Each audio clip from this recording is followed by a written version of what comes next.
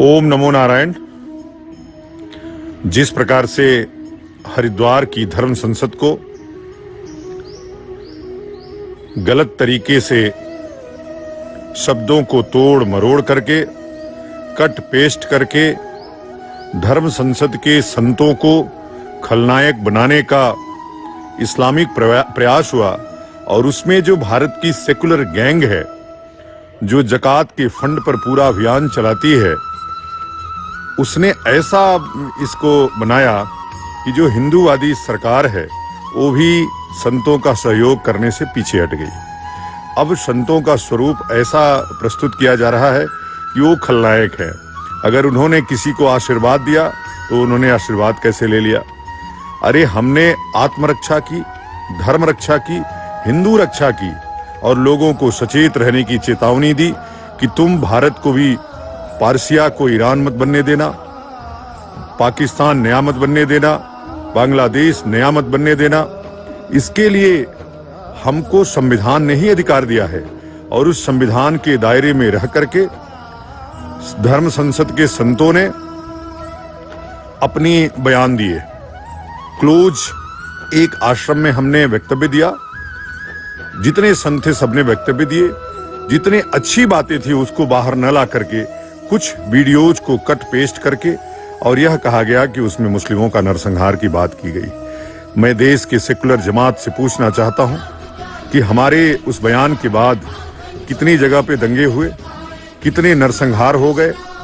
अरे हिंदुओं की सहिष्णुता का, उनकी कायरता का आज जिस प्रकार से इस्लामिक गैंग और सेकुलर जमात फायदा उठा रही है वह सब लोग दुनिया देख रही है।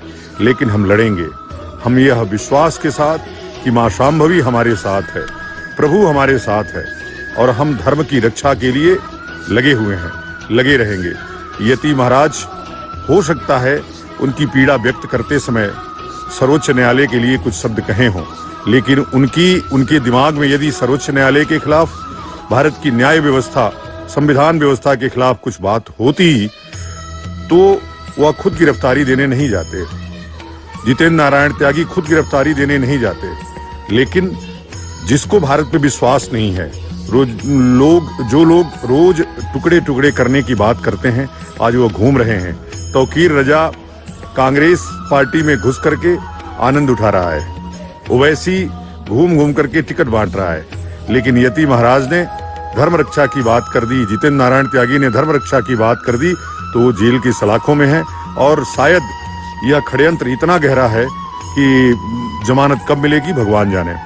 लेकिन इस षड्यंत्रों के खिलाफ यति महाराज के पीछे, जितेंद्र नारायण त्यागी के पीछे जो संत समाज, जो वास्तव में संत समाज धर्म की रक्षा के लिए काम करता है, वो खड़ा है तन मन और धन से और खड़ा रहेगा। मैं इस बात को देशवासियों को बताना चाहता हूं कि जिस प्रकार से संतों को जेल में भेजने का, धर्म रक्षकों का जेल भेजने का एक इतिहास रहा है, तो संविधान को जितने लोग संविधान के दायरे में संविधान पोषित लोग हैं वह रोज कत्लेआम कर रहे हैं। आपने गोरखपुर की घटना देखा, किस प्रकार से एक बच्ची का रेप करके वह पिता कितना पीड़ित रहा होगा कि उसको गोली चलाना पड़ा होगा।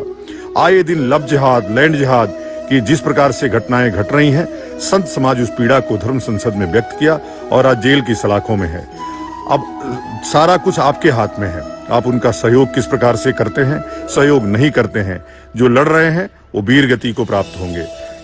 काम जो खराब होना है वो आपके लिए खराब होना है, जो नुकसान होना है वो हिंदू समाज का नुकसान होना है।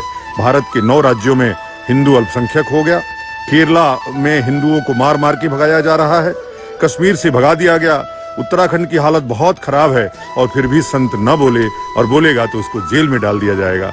लेकिन हमको जेल में जाना स्वीकार है, लेकिन इस आवाज को ऐसे ही ऊंचा उठाते रहेंगे। हमने कभी किसी के नरसंहार की बात नहीं की, हमने किसी को गाली नहीं दिया, लेकिन भारत को हिंदू राष्ट्र बनाने के लिए जो भी कदम उठाना पड़ेगा वो कदम उठाते रहेंगे। जय हिंदू राष्ट्र। ओम नमो नारायण।